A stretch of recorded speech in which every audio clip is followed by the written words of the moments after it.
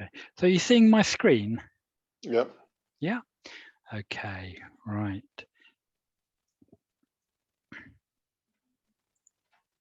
So my name's Tony Langdon, and I'll be introducing this session on projects and project management. So I'm just going to start, because this is the first session for the new spring cohort that I've taught. I'm just going to cover off our housekeeping rules, just so that we're all aware of them, because it will make your learning more efficient and the whole learning process more pleasant if you can follow these housekeeping rules. So ideally, we would like you to arrive early for your session. So just a minute or two early is great, but it means that we can start bang on 7 o'clock when we need to, and that way we won't be running too late into the evening. If you can either work in a quiet place or keep your microphone muted when you're not asking questions, that will help. We'd ask you to take the training seriously, because that will help. You'll be able to review the session recording on YouTube if you're not able to make all the notes that you want to make. So it probably will help you if you do make some notes. So if you have a pen and paper handy, I think particularly because I set some assignments in the session, it will help if you can have a pen and paper handy and you can make notes on the assignments, just to save you having to go to watch the video if that's all you need. We would ask that you complete your assignments on time. Generally, I can't give you a whole week between setting the assignment and needing the assignment back. I'd like to try and get the assignments back from you on a Sunday night so that I could mark them on the Monday and I can give you feedback on them on the Tuesday at our next training session. So if you're able to complete your assignments on time, that will help. The assignments aren't especially difficult. They're aimed so that you have some opportunity to practice, and they're also there so that we can see that you're making progress and that you're understanding the course. If you do need to leave a session, I'd ask that you put a message into the chat facilities just saying you've had to leave and why. Let me just okay.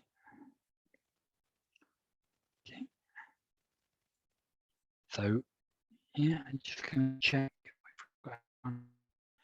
in the waiting room. Sorry. Okay. It's fine. So if you need to leave a session, put a message into the chat facility just saying you've had to go, and we'll catch up with you at that point. We would recommend that if you are able to, find a friend that you can learn with, buddy up with them, so that you can bounce ideas off each other, you can ask questions, and you can generally support each other. So buddying up is a good way to improve your learning. We'd also say that while you're going through this training with us, it is quite intensive, and so you need to try to put aside some time in your day, every day, so that you're learning something, whether you're doing an assignment, whether you're attending one of our sessions, whether you're reading about the subject, whether you're supporting a friend that's struggling with it. Just make sure you're doing something every day to increase your learning. Now, it will help me and perhaps everybody if you are able to keep any questions that you have until the end, so make notes. But what I would say is if you're not understanding what I'm saying, then please come off mute, interrupt me, and I'll try to make it clearer as to what we're talking about. So, okay, any questions on the housekeeping rules? Okay. So, my name is Tony Langdon. I'm an experienced project manager. I've been working in projects for probably the best part of 25 years, and I've worked in both IT and in business projects. So I've got some good experience that I'm hoping I'll be able to pass on to you. What the purpose of this particular session is, it's to introduce you to the concept of what a project is and examine why they're useful in business, why we have them. So what we'll do is I'll deliver this presentation to you, and there'll be opportunities throughout the session for you to review your existing knowledge. And there'll also be a couple of assignments that will help consolidate your knowledge. And the payoff of this is that you'll have a good understanding of what a project is and what it is not. And you'll learn that although projects take many forms, they actually share a small number of common characteristics that determine they are projects.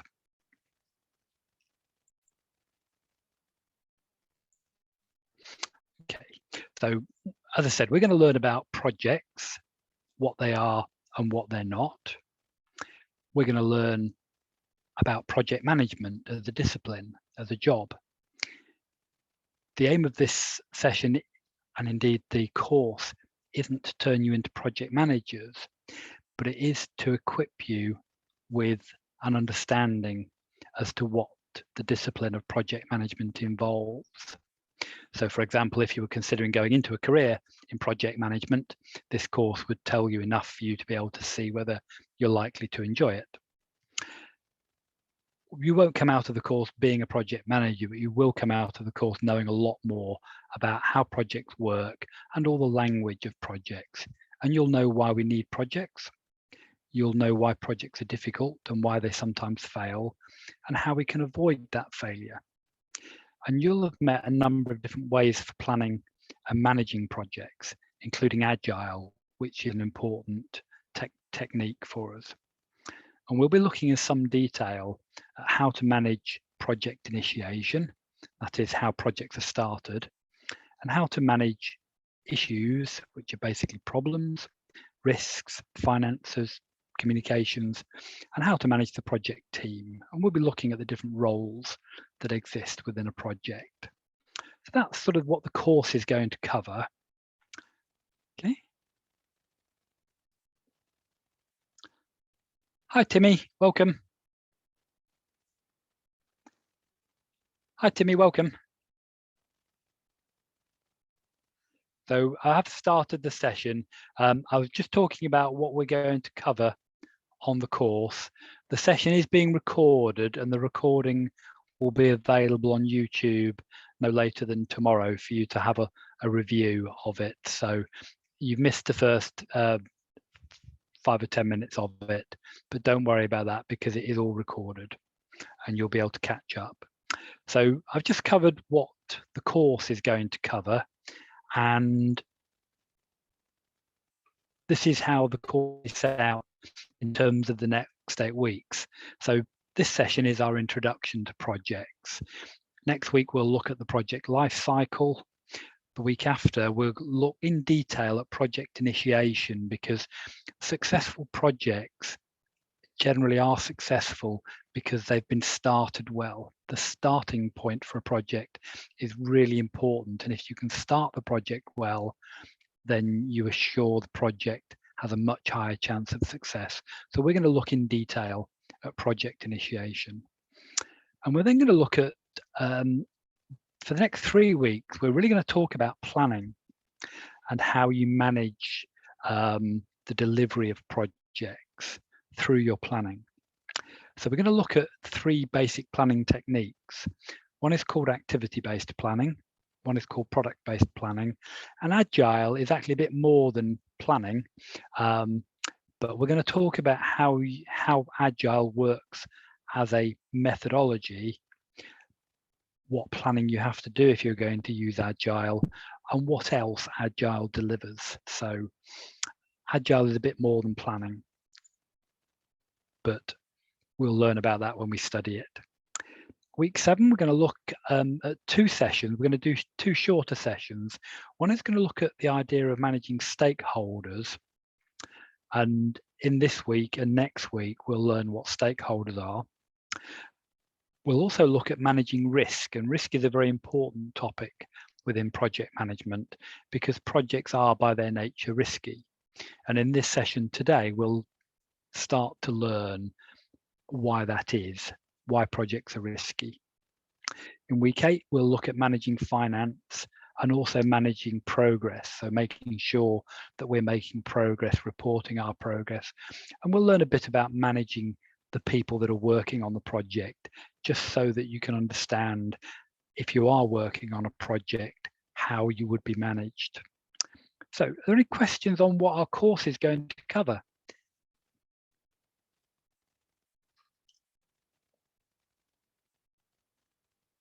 Okay, let's get into it. So, definitions of what a project is. There are two definitions that I would particularly point to.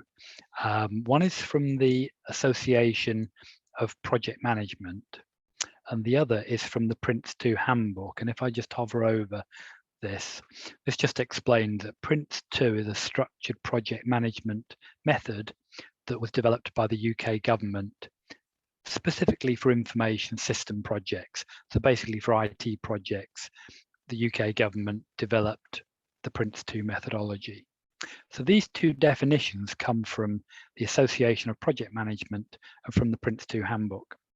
And the APM says that a project is a unique, transient endeavour undertaken to achieve planned objectives. And Prince 2 says that a project is a temporary organisation that's created for the purpose of delivering one or more business products according to an agreed business case. So the definitions are slightly different. The Prince 2 one talks about business products, which are the things that the project will deliver. And it also mentions a business case. Prince 2 is very hot on the idea that every project should have a business case. A business case is basically the rationale for the project. Why do we need this project? The business case sets out why we need the project. And we will talk a bit more about business cases, because business cases are an important, very important topic for us. We'll cover that in our sessions on the project life cycle and project initiation. Now, both of these definitions suggest that a project is a temporary thing. The APM says it's a transient endeavour. Prince 2 says it's a temporary organisation. So both are, a project is a temporary thing and it will cease to exist at some point in the future. And it's often the case that a temporary organisation structure is set up in order to deliver the project. This structure, because it's temporary, will also need to be dismantled when the project is complete. So the project is a temporary thing, it gets set up, it delivers what it needs to, and then it gets torn down again, and the team that delivered the project generally gets dispersed, unless there's another project that needs exactly the skills that they have, in which case they might be allocated to that project. So that's the basis for a definition of a project, that it's a temporary structure and a temporary endeavour that is undertaken to deliver something that is planned and agreed upon, but it's temporary. So what I'd like us to do is to do a quick activity here, and I'd like you to think about the TV show called The Apprentice. Can I just check, does everybody know the TV show? Is there anybody that hasn't heard of The Apprentice, starring Alan Sugar? Yeah, I've heard about it before. Yeah? And Timmy, have you heard of it? Mommy, I think you have to change the backdrop. Yeah? Okay. And TK? Yeah, you've heard of it? No, I've not heard of it. Okay, right. So I'll tell you a little bit about it, just so that we can help you understand the activity that I want us to do. So The Apprentice is basically a game show. It's broadcast on the BBC and it's based on an American show of the same name.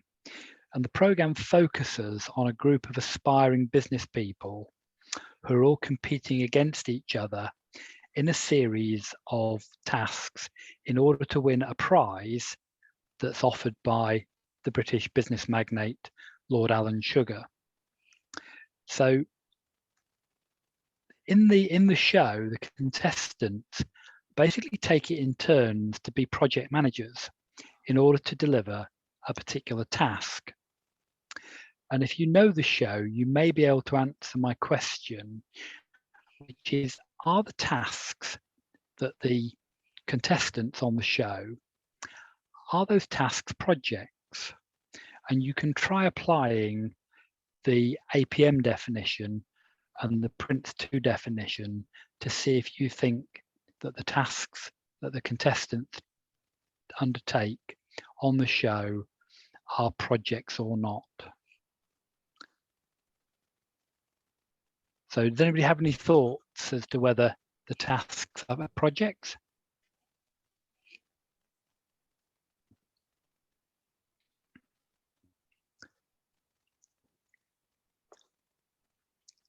So Yeah. I think yeah. I would think it's a project because it's a temporary thing. Yes, yeah, indeed. So when the contestants take it in turns to become the project manager, what's happening there is the show is setting up a temporary organization. They're appointing somebody to be in charge, but that person is only in charge of that one task. So the task is temporary, and the organization that is put in place to deliver that task is also temporary. Yeah. And I would agree with you. I think they are projects because the tasks are aimed at delivering a planned objective. There is some purpose to the task, but once the task is done, it doesn't need to be done again. So I think these tasks that are undertaken on the show are projects. So I've got another question for you. Does anyone have an idea as to what it is that these projects that are undertaken on the show, what is it that these projects deliver? Because I think they actually all deliver, in some cases, they deliver very different things. But in one sense, I think they actually deliver all the same thing. They're actually delivering all the same thing. And it's important to realize that they're delivering it to Alan Sugar. So does anyone have a view as to what it is that these projects are delivering?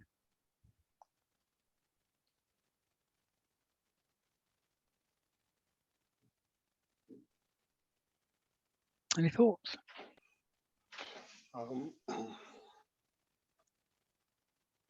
Well, I would think probably kind of when it comes to business empowerment, so to say. Yeah. Yeah. Yeah.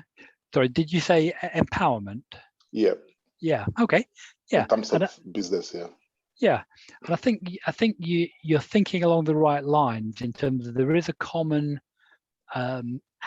deliverable from each task, and part of it is empowerment in that the project manager is appointed, so they are given a degree of power, and the power they're given is to organize their team as they see fit.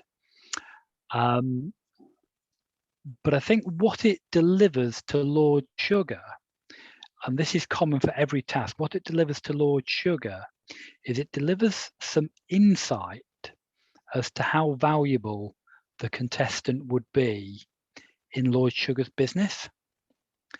This is the reason why Lord Sugar sets the tasks, is because the tasks help him assess the team and the project managers so he can see how worthwhile they would be to employ. Okay. Yeah. So all the tasks are delivering the same thing, and they're all delivering that insight as to how valuable the contestant might be. And so we can perhaps think about what the business case is for these projects. Now, we haven't talked much about a business case, but I have said that the business case is the rationale or reason for the project.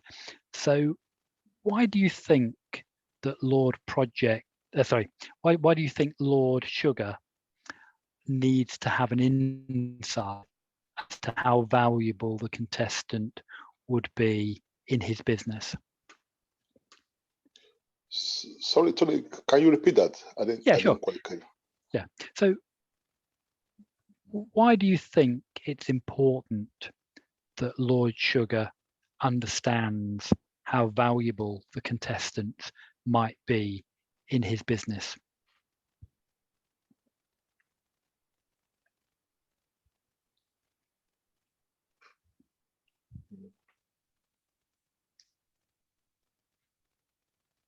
I would think maybe if they are actually if they can deliver, if they actually Yes. fit.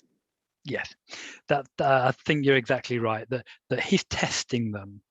And the reason he's testing them is that his business needs new talent on a regular basis. And it also needs a cost-effective way of finding that talent. Yeah.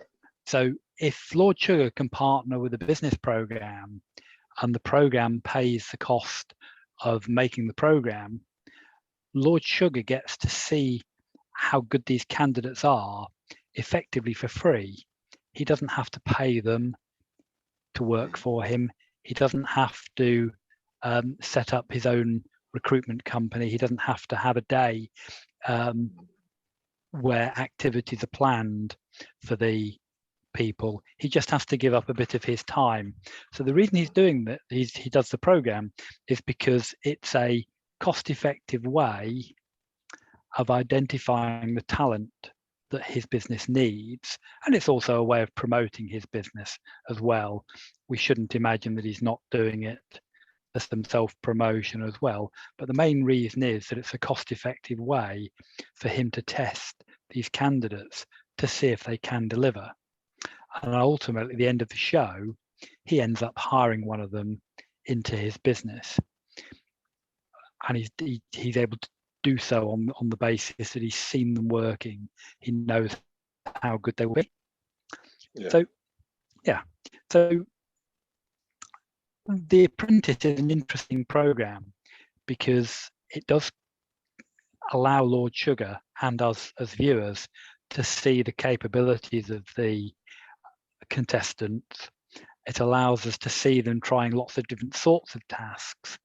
But ultimately, the purpose of the tasks is all the same. It's to give Lord Sugar an idea as to whether that person is going to be able to deliver value into his business.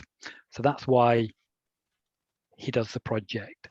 And this brings us back to the fact that a project is something that is temporary and that also has a temporary structure set up to deliver it. So that's what a project is. So we've learned what a project is. So now we need to think about if something isn't a project, then what is it? What could it be? So the business activities that are not projects tend to fall into these two categories. They're either small changes where neither the benefit nor the cost of setting up a project are justified. So if you need to change a website and the only change you need to make is to perhaps correct a spelling error, you wouldn't set up a project to make that spelling correction. There would be no benefit to it, and the cost of setting up a project would be much more than the cost of just making the change. So small changes might be an example of a business activity that are not projects, because projects usually concern themselves with making big changes. This is why projects tend to be created, is because an organization needs to make a big change. If they only need to make a very small change, then they tend not to set up a project because the benefits of doing so aren't there. Now, the other category of thing that, or the other category of business activities that are not projects, what they are, they're the normal operational work of the business. And you'll often hear this referred to as BAU or business as usual.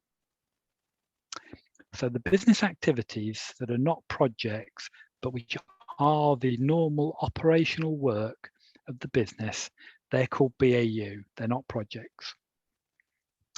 And one way that you can identify what the normal operational activities of a business are is you can look to see if they're repeated in very regular cycles, because the normal operational activities of a business tend to be repeated in very regular cycles.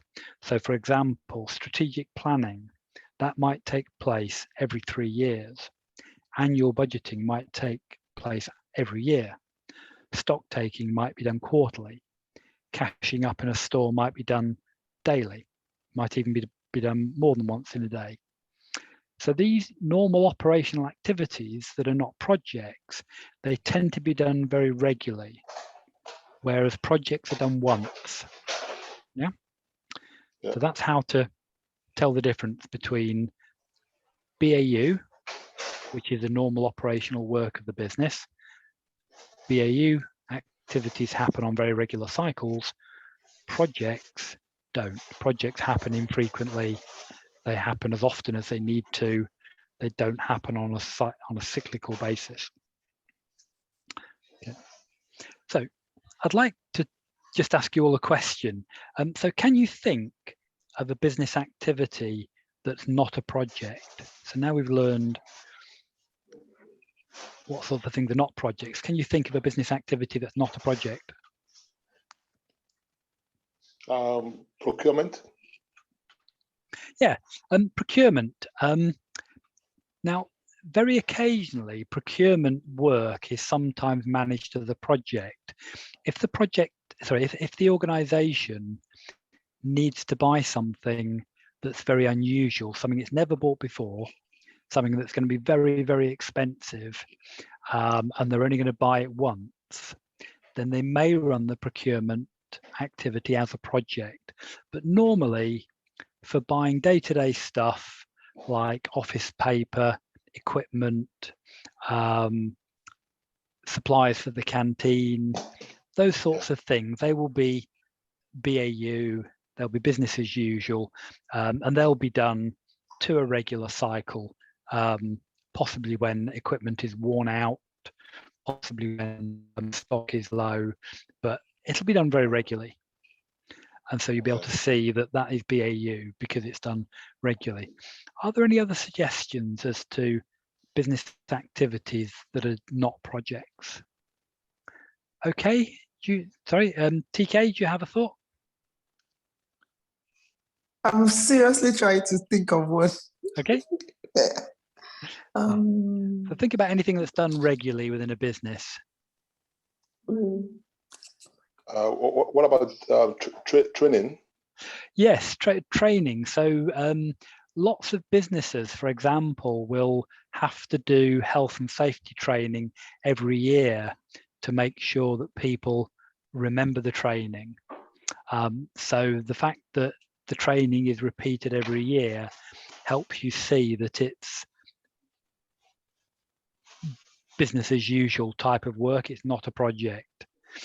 The time when a project might be set up to deliver training is perhaps where the training is very unusual.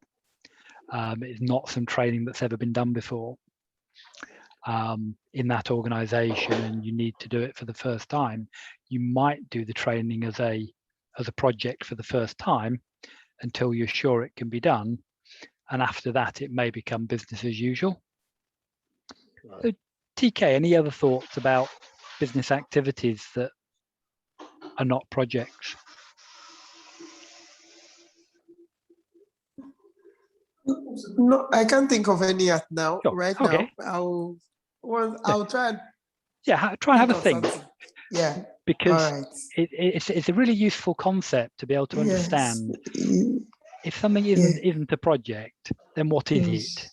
So it's important that you understand that business as usual tends to be repetitive work. So say, for example, serving a customer in a shop, that would be BAU, that would be business as usual, because the business will repeat that many times in a day. The process of serving a customer in a shop is going to be very similar. You're going to take the goods off them that they want to buy. You're going to put them in some sort of bag. You're going to take payment. You're going to give the customer a receipt. That sort of work is definitely business as usual work, because it's repeated lots and lots of times during the day. You wouldn't run selling something to a customer in a shop as a project. You might run selling a very expensive piece of machinery to a customer in a new market as a project. So if you're making equipment that's very expensive, and you have a lot of work to do to sell into a new market, you might run it as a project there, because there's just so much to do, and there's a big risk that if you get it wrong, then you don't make a sale, and yet you've spent all the time having documents translated and so on. So as I say, it's important for you to understand if something isn't a project, then what could it be? And it could be the normal work of the business, the BAU, or it could be a small change. Something needs changing, but it's just not a big enough change to need a project and to benefit and justify from having a project. So that's the concept of BAU. Right. Okay, so we're going to sort of wrap up our discussion as to what a project is and what a project isn't by just reminding you that when we talk about a project, it is important that you understand that we're really talking about two things. We're talking about the work that needs to be done to deliver whatever it is that the business needs, the change that it needs. But we are also talking about the temporary organisation or management structure that is created to ensure that the work that is done delivers what the business needs. So the project is both the work and the organisational structure, the management structure, that makes sure that that work is done properly so that it delivers what the business needs. And this is starting to explain why we need projects, because where the work that needs doing is very important to the business, and where there is risk that the work might not be done correctly, you need to have that temporary management structure in place to make sure that the work that is done delivers what the business needs and doesn't miss anything out. So that's what a project is and what a project is. What I'd like to do now is just give you an assignment to do on this topic of what a project is and what a project isn't. Okay, so what I'd like you to do is I'd like you to create a document, and I'd like you to call it PM Assignment 1, and then put your name at the end of the name of the document. So it would be PM Assignment 1 Okichukwe. I'd forgotten your surname, Oki, but you would put your full name after the PM Assignment 1. And what I'd like you to do for that assignment is to think about some activities in the home that might fit the APM definition of a project, and make a list of 3 such activities as your answer for part 1 of assignment 1. And I'd like you to try and make your 3 examples as different from each other as you can. So the sorts of activities that you might think about are things like possibly family events that might need to be organised. You might have a big repair job at home. You might be moving house, something like that. I'd like you to try and think of 3 activities that you might do at home that would fit the APM definition of a project, and to make a list of those 3 activities as your answer for part 1 of assignment 1. Is that okay? Any questions on part 1? You all understand? Hi, Tony. Yeah. Yeah. These assignments are we to write them down, or is there a way you can? Yes. Yeah. Send them? Sure. So what I'm assuming you will do here is that you will use the Google Drive function, and what I will do is I will send you on Telegram a link to a document that will explain how to use Google Drive. Right. So if you've not used Google Drive before, I'll send you a document that explains how to use it. But the document that I will send you really tells you how to be in the right place on Google Drive and how to do the right thing. It doesn't really tell you a lot about how to create a document with some words in it. So you might need to ask for some help, which you can do. You might need to look up on the internet how to create a Google Drive document, sometimes called a Google Doc. Okay. So what I'm assuming is that you'll create a document and you'll write down as your answer to part 1 of assignment 1 a list of 3 activities that you might do in the home that fit the APM definition of what a project is. So I'm asking you to look around things that you might do at home and see if any of them would fit the definition of a project according to APM, because I can tell you that that there will be things at home that would fit that. So TK, you've put your hand up. You have a question? Yes, I'm asking because, sorry, I have children at my background and I'm trying to avoid it. I'm sorry about that. What my question is that the list of the things you said we should put down, Yeah. Do we explain it in details or we just give the topic? Like, Sure. Yes. Yeah. It's a very good question. Glad you asked it. So you only need to give me the name of the activity. So the name of the activity might be planning a birthday party, or decorating a bedroom. Yeah. You're already giving the answers. I might. Yeah. But yeah, try and get creative. Try and think of more than I've given you. Try and make them as different as you can from each other. Be creative. So think about different things you might do in the home or the garden, or maybe on your car. Choosing a family car, that might be a project. There are lots of different things that might fit the APM definition as what a project is, and I just need you to make a list of 3 such activities.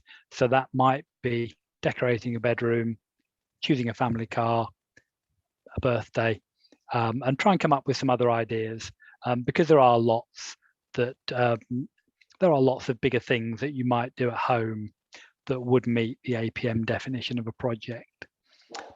So you'd write those down in the document, and on Google Google automatically saves your changes as you're making them. So the moment you've written something, it will save that. So the document I will send you will tell you how to share a document that you've created on your Google Drive, how you can share it with us. And when you share it, I'll be able to see it and I'll be able to mark it.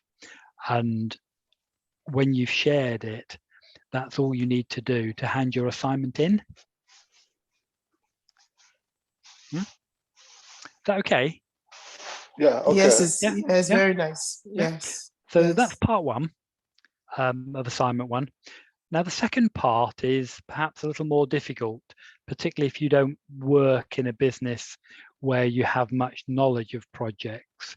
But what I'd like you to do is try to think about any business project that you know of that would fit either the APM Prince 2 definition of a project and make a list of 3 such projects as your answer for part 2. But what I would also like you to do is, against each project name that you give me, I'd also like you to tell me whether you know whether there was a business case for the project. And you, friends and colleagues, if you need help with this, you can do this part of the assignment by researching on the internet. So you could Google on the internet for big projects, and you just need to give me the name of the project. But against a name, I'd like you to say whether you found that there was a business case or not. If you couldn't find a business case, you can say, I couldn't find a business case for this project. If you can find a business case, you can say business case exists, or I could find the business case for this project. But that's what I'd like you to do, is I'd like you to do some research and try and find 3 business projects, either that they're projects that you know about at work, or you can Google them on the internet to just find any business project that's mentioned on the internet, and just research to see whether you can see whether any of them had a business case. And one of the best ways to do that is to Google for project business case and just see if you can find examples of projects that do have business cases. Because the Prince 2 definition says that a project should have a business case. And I tend to agree with that, so that any project that you undertake, there should be a clear reason why you're doing the project. It shouldn't be unclear why that project is needed.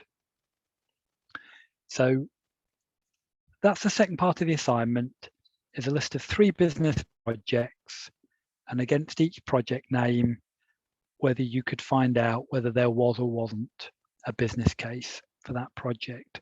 Are there any questions on part 2 of assignment 1?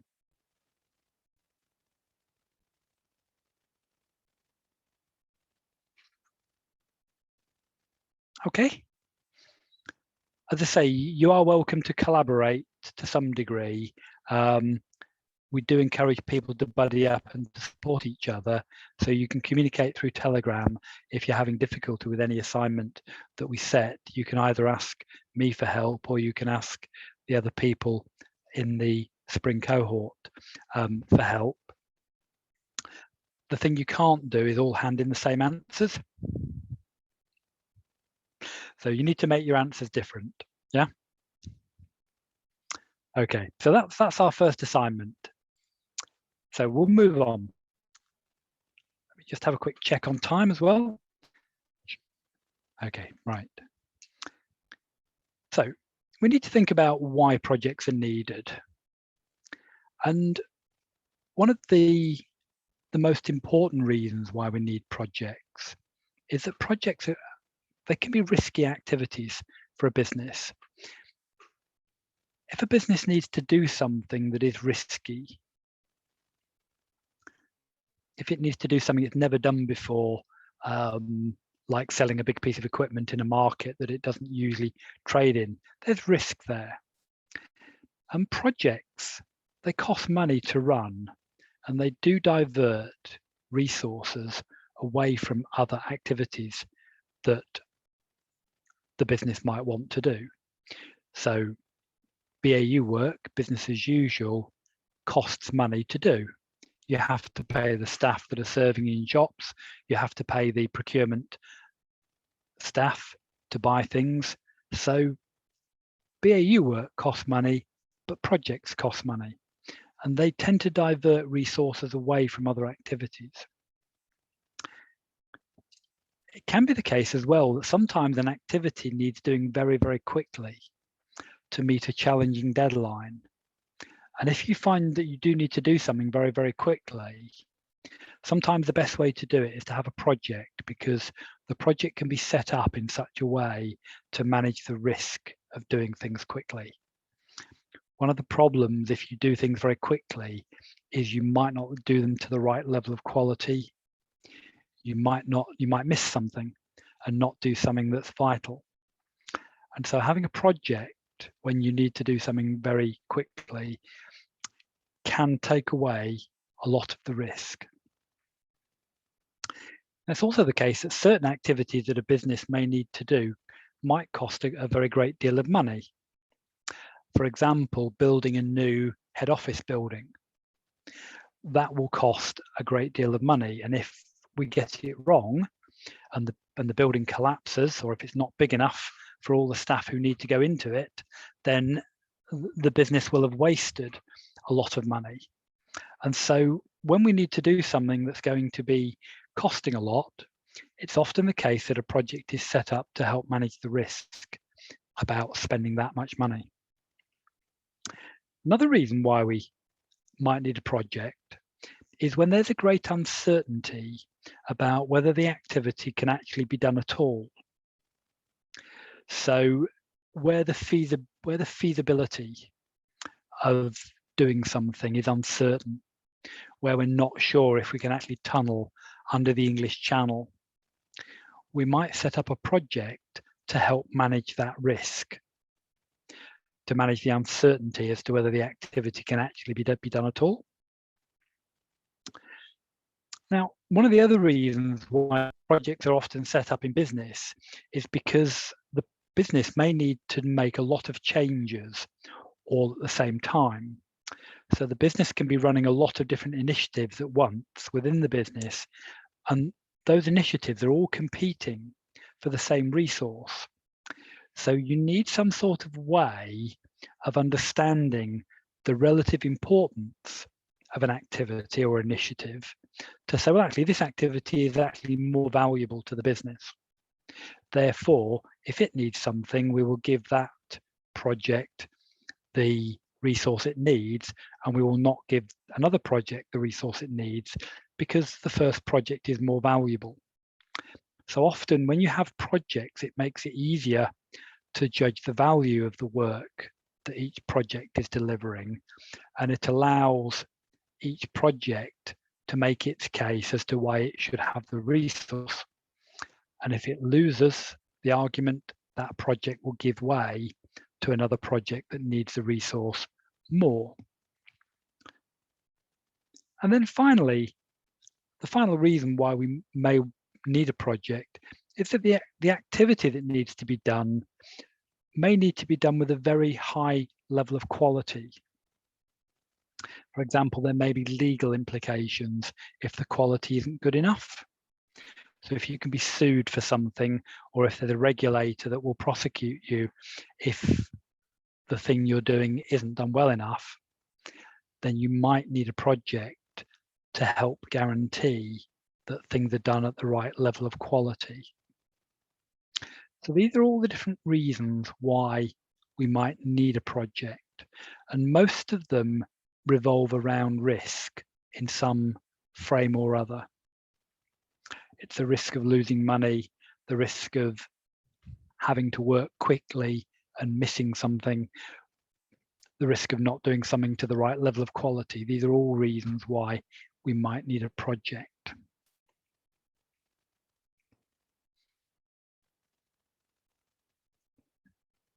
So just before we move on, I just wanted to ask if you thought there were any other reasons why we might need a project in business, or also if you have any questions about any of the items that appear on this list as why we need a project.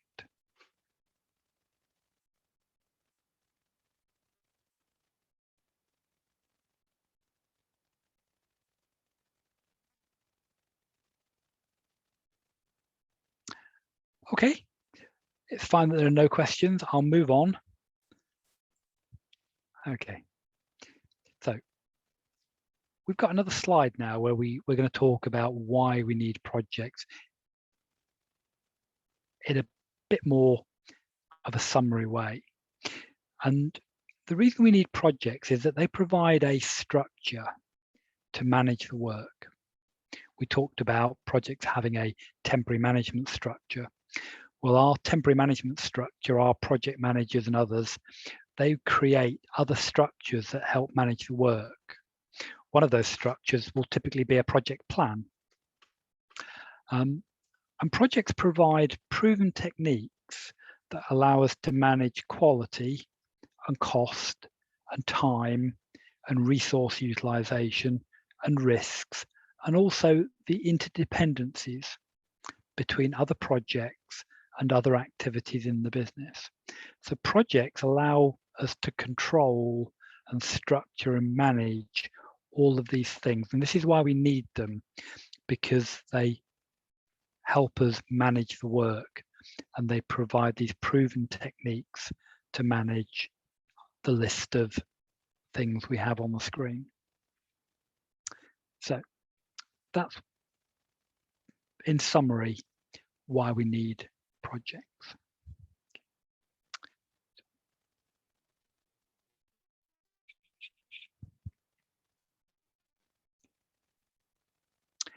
So we've talked about the structures that projects provide being used to manage risk. And risk is such an important topic within project management that we need to introduce it here to you in the very first session on project management. Risks to a business can take many forms, and even within a single project, there can be many sources or sorts of risk. And we're going to look at some of these sources of risk. The first source is scope, and I'll just hover over this scope word just to tell you what we mean by scope. So scope is a project term, and it means the planned extent of a project's impact on the business and the external environment. So a project scope is its planned impact on the business and on the external impact, on the external environment. So scope is a very important concept. We have a slide later on in the course in our session on the project life cycle that talks about scope in more detail. But the most important thing is that you understand that scope is the planned impact of the project on the business and its external environment. So if we say that the scope of a project is to change the call handling time in a contact center, what we're trying to say there is that the work that the project is going to do is going to improve call handling times in the call center, but it's not going to change call handling times in the accounting department. It's not going to change call handling times in the HR department. It's only going to change call handling times in the contact center. But also in the contact center, it's not going to change the, shall we say, how the desks are laid out. The project is going to change call handling times. It's not going to change how the desks are laid out. So what we're doing in specifying the scope is we're saying how the project is going to impact the business. And the reason why this is really important for projects, for them to be able to explain their scope, to be able to write it down, to be able to specify a scope, is that the project itself needs to understand what it's doing and where it's doing it and who it's doing it to. And if it doesn't understand these things, then it's not likely to be able to deliver what the business needs. And this is why we say that if the project scope is set incorrectly, the project may not deliver what it needs to. So what the business may need to improve customer satisfaction in the contact center.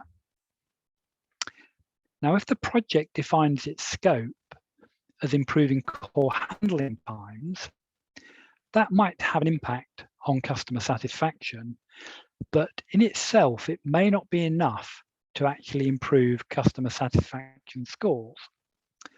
So there is a risk that the project may set its scope too narrow. It may say we're just going to improve call handling times in the contact center, and that could be wrong. The business may actually need to improve customer satisfaction scores in the contact center, and call handling times are just a small part of that. So this is how a project may get its scope wrong. So there is a risk that a project may set its scope incorrectly. That's one of the first risks we talk about. The next thing is that there's a risk that the project, what it delivers, might not be fit for purpose. It might not be good enough. It might be incomplete. So there's a risk there that what the project delivers is not fit for purpose. Time is another source of risk. The project may deliver too late. And cost. The project may be able to deliver, but it may cost more than the business can actually afford. There have been projects that have bankrupted businesses because the financial control was not there. Resource is another source of risk to a project because the resource, that is the people or the equipment or the materials that a project need, may become unavailable, or they may not be up to the tasks that are assigned to them. You might imagine that if you were planning a project at the start of 2020 and you needed face masks,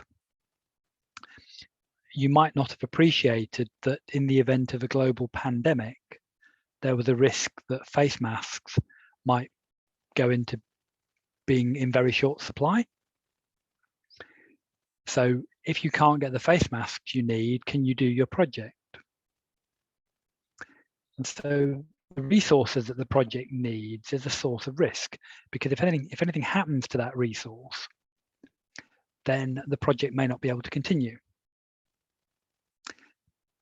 And the final source of risk that's very common is technology. Anytime you're deploying a new technology, or anytime you're using existing technology, perhaps in a new way, or you're using very old existing technology, you may find that it creates problems. So all of these are different areas, different sources of risk to projects. But what we can say is that we can mitigate a risk by recognizing a risk and taking a prompt action. And you'll see I've got risk underlined, so we can hover over this and we can see what this word mitigated means. And we'll use this word quite a bit when we're talking about projects and risks. So to mitigate something is to make it less serious. So if we recognize a risk, we might be able to do something to make that risk less serious. And there are lots of different ways in which we might do that, depending on exactly what the risk is. But the most important thing that we need to do when we're thinking about a project is actually try to understand what are the risks that this project faces. Where do the risks come from, and how can they be managed by taking a prompt action to address them?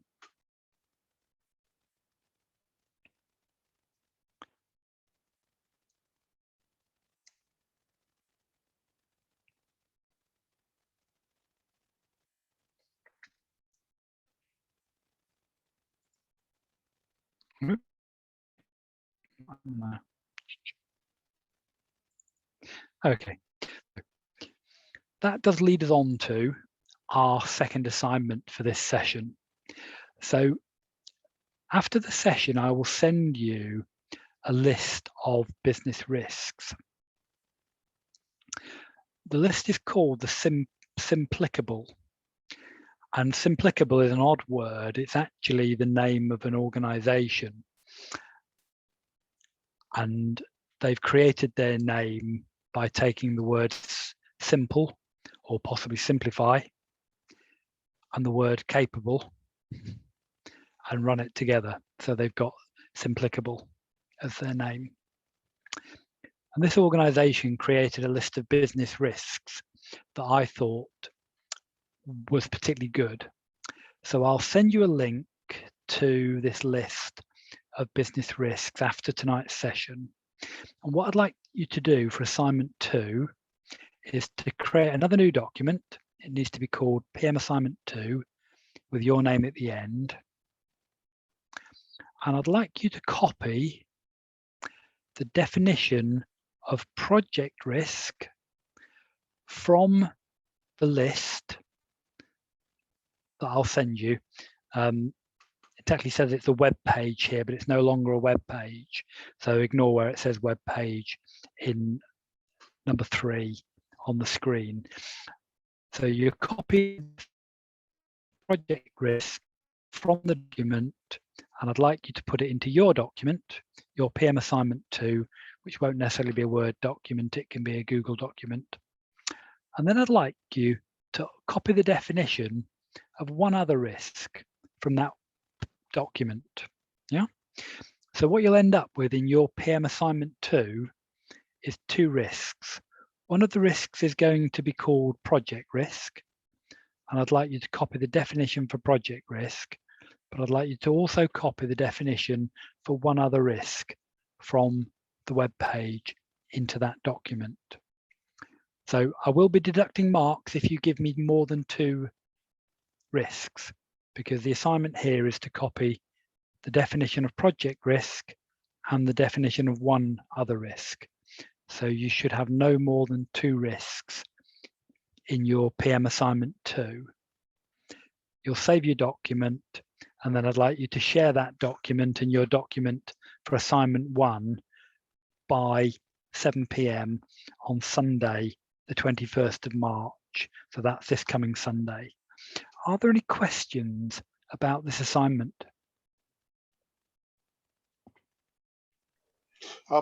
Tony, Sure. where can we access this assignment? Because I only wrote down the first assignment, but this assignment Sure. 2. Sure. Okay.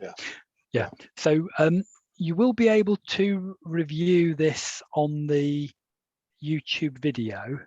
Okay. Yeah. But in essence,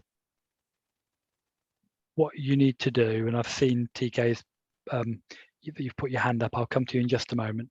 What you need to do is you need to create a document. You need to copy the definition of project risk out of the link that I send you.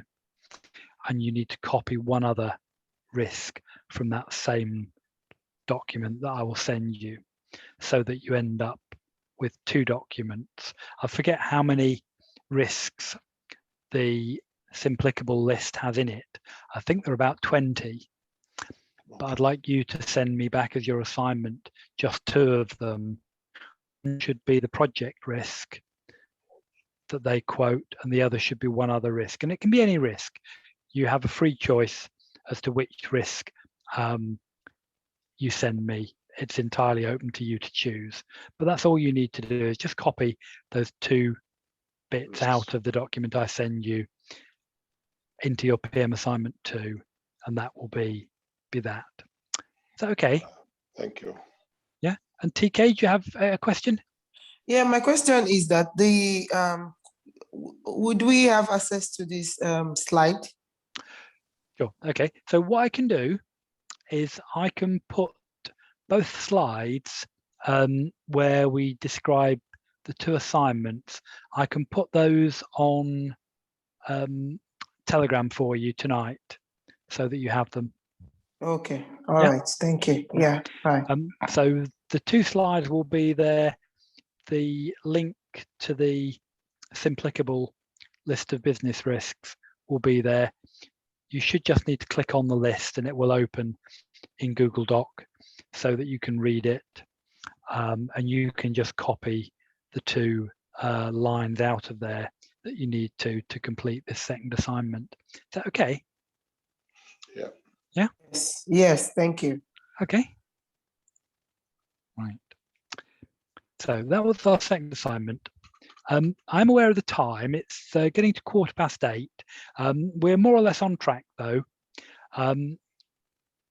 What we're going to do here is we're just going to look at some different types of projects and some different sizes of projects, just to help increase your understanding of the different sorts of projects that exist in terms of what sorts of things they do and how big they might be. So we'll just run through this table quickly. So the first type of project you may come across is a new product development. This is where the organization needs to develop a new product to meet a specific market need. For example, it might be a new type of bank account. So the next type might be software development. So this is where the organization needs to develop a new software product, or perhaps needs to improve an existing software product. So for example, developing a new social media platform, that would be a software development type of project. Construction projects, so the physical construction of a new building or some new infrastructure like a canal or a bridge or a road. The example here is building a new office block, maybe a new headquarters building. That would be an example of a construction project. Sometimes the maintenance of equipment is managed as a project. So where you have to make a planned maintenance or a planned improvement to some equipment, you may run that as a maintenance of equipment type of project. And as an example, maintaining a nuclear power station would be something where you would run that as a project. I did a training course a few years back now where I was actually attending, and there were 2 people on the course who actually worked at a nuclear power station, and they explained that their nuclear power station produced so much electricity that it was fundamental to the UK's national grid, but it also needed to be turned off for a month every year for maintenance. But so did other nuclear power stations. So what they had to do is they had to produce every year a project plan as to how they would do the maintenance on their nuclear power station in such a way that they could guarantee that all the maintenance would be done and the power station could be switched back on after exactly one month, because the national grid wouldn't let them be a day late, because if they were a day late, it meant that the next nuclear power station couldn't do its maintenance, and that may then cause a safety concern. So you can have projects that are about the maintenance of equipment. Now, continuity is an unusual type of project. I've got it underlined so we can hover over it and see what it means. So continuity means that the normal operations of the business are able to provide an acceptable level of service to customers and staff. And the reasons why you might need to run a continuity project is where you've had a big disruption or a disaster. So as an example, we've got here, so for example, redecorating an office following a small fire. You need to recover from that disruption. And so you may run a project in order to do the recovery. And that's an example of a continuity type of project. A continuity project is where you're trying to recover the situation so that the business can provide something approximating an acceptable level of service to the business and to its customers. The next thought is an improvement. So if you need to improve a business process, say for example, simplifying the process for approving mortgages, that would be an example of an improvement type of project. And then we're getting to the end of this list where we have the final two. One is a research project, which is researching into new ideas. For example, the Large Hadron Collider is a project that was run a number of years ago where they built an enormous space under the border between Switzerland and France, where they could run scientific experiments. And then military projects. Planned military operations are often run as a project. So for example, a peacekeeping mission might be run as a project where you have a specific aim in mind and you need to make sure that you achieve that aim, you run it as a project. So our purpose in describing these different types of projects is not to make you memorize them. Please don't think that you need to learn this part of the material. This is just so that you understand that projects are not all the same. You get many different types of projects. Okay. So the next slide is actually talking about the size of the project and how wide its scope can be. So we mentioned scope earlier. So we said that the scope was the planned impact of a project. And I've pulled out three categories or three sizes of projects.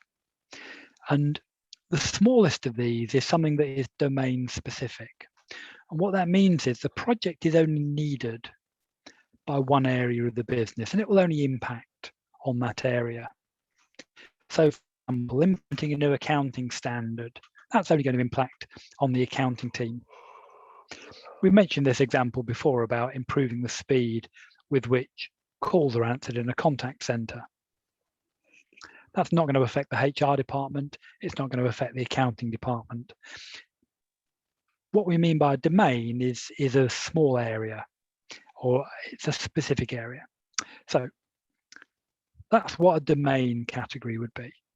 The next category up is something that I've called infrastructural. And what I mean there is that the project will impact upon and benefit a number of different business areas or perhaps an entire country. But it doesn't change the way that the business areas operate, or it doesn't change the way that the country works. So for example, as examples of infrastructural projects, rolling out new faster PCs to all business areas. That's going to improve things everywhere in every business area, but it's not going to fundamentally change how the business works because the business is just going to use those faster PCs to run exactly the same programs, to do exactly the same things. It's just going to do them better and quicker because it has faster PCs. Another example would be a new highway that's built between a port and a major city. That's going to improve things for more than just the port and more than just the city and more than just the land in between. But it's not going to fundamentally change how the country works. It's not going to give them a new political system. It's not going to give them an absence of poverty. It's just going to improve things generally. And then the final category is what I've called transformational. These are projects that do change the way that a whole organization or a whole country works. So for example, mergers and demergers, where companies merge together or separate. I've got core systems underlined so I can explain that. And a core system is a system that's used to deliver the main service of the organization. So for a bank, the banking system will be their core system because the banking system provides all the service to the bank's customer. For a manufacturing business, they won't have a banking system. What they will have is something called an ERP system. And an ERP system is used to plan how manufacturing is done. It's used to plan the order in which products are built, and it's used to plan building different products. So if you've got a production line, say at Volkswagen, and the production line can build Volkswagen Polos, but it can also build Volkswagen Golfs, then it's the ERP system that decides how many Polos to build and how many Golfs to build. So a core system is something that's very fundamental to a business. And if you replace the core system, then you do tend to transform the whole way the business works. Now, a strategic realignment project is one that changes the way that the organization works to align it with a new strategic direction. So say, for example, Volkswagen decides that making cars, or should we say making petrol cars, is no longer a good idea. It's going to start making only electric cars. That would be an example of a strategic realignment where they are aligning themselves with the market and with the market needs. And then the final example is this transition of Hong Kong to Chinese rule. That is a transformational project that was run between the British and Chinese governments to hand over control of Hong Kong to China, and that has fundamentally changed how Hong Kong as a country works. They're following different laws, different regulations. The whole thing has changed. So these are the three categories of projects. Projects that are focused in on just one business area, projects that benefit many areas, but don't fundamentally change how the areas work, and then transformational projects that change the way the whole thing works. There are categories. So we're at the end of the session, so thank you very much for bearing with us. I do realise that an hour and a half in the evening is quite a long session to go through, so don't worry about that. So what we'll say in summary is that a project is a temporary thing. It exists, it's created, it does the work it needs to do, and it's torn down.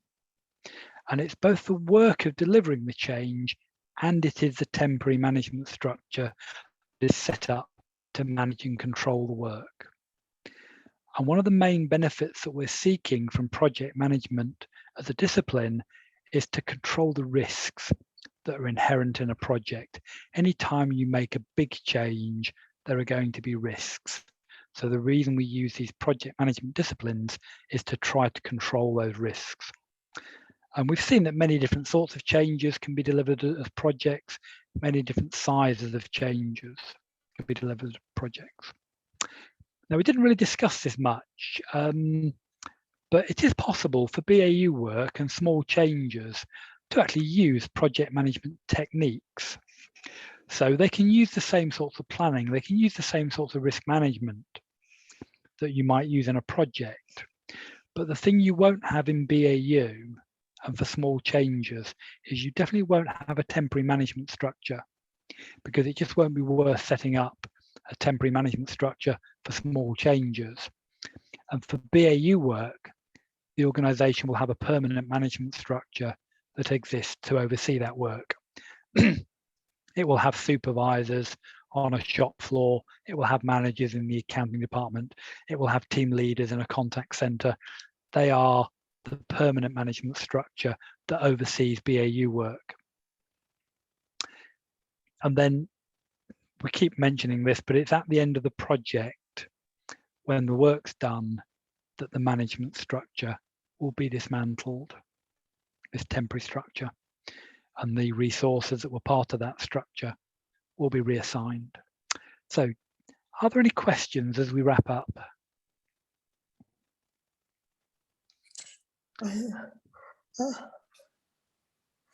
I would like to know, what is a BAU? Okay, Sorry. sure. Okay, so BAU, it's an abbreviation, and it stands for business as usual. Yeah.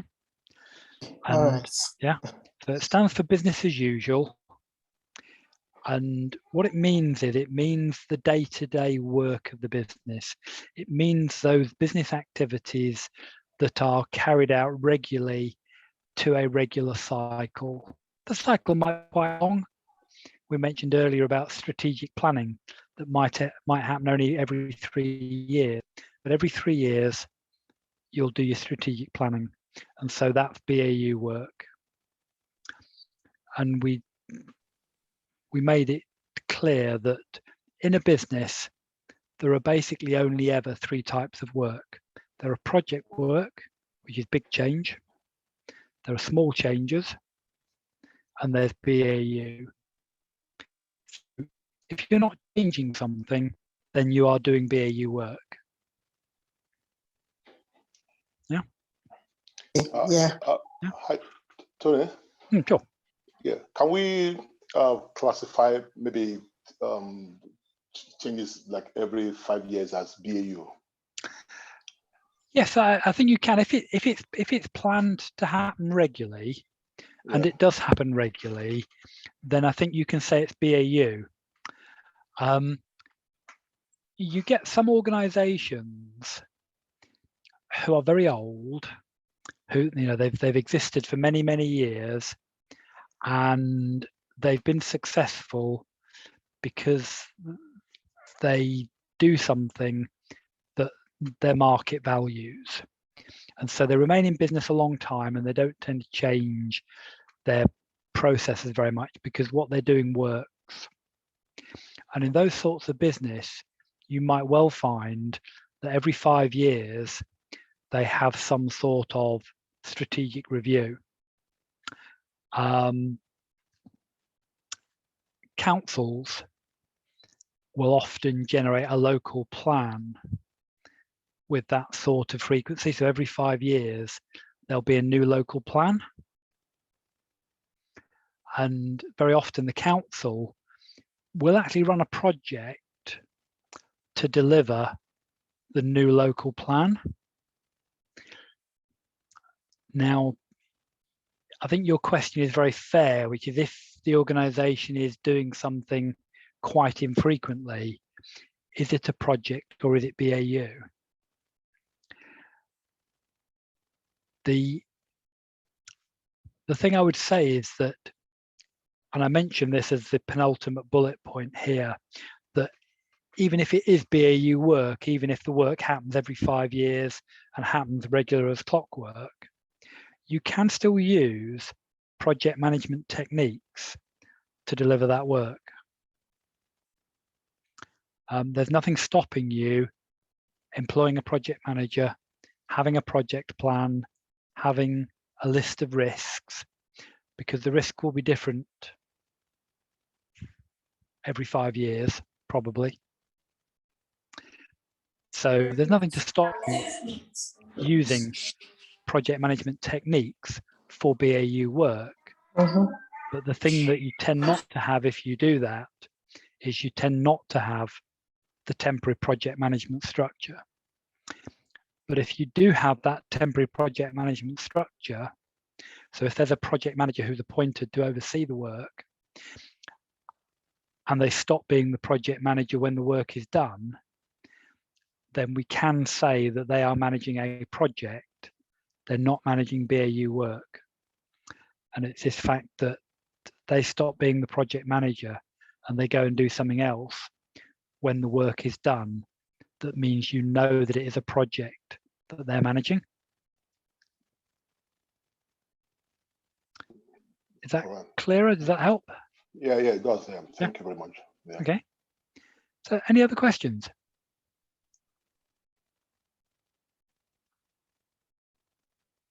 Okay, so we've covered a lot tonight, but what we've covered is really important and very fundamental to your understanding as to the context for projects, why we have them, why we need them, what they are, what they aren't.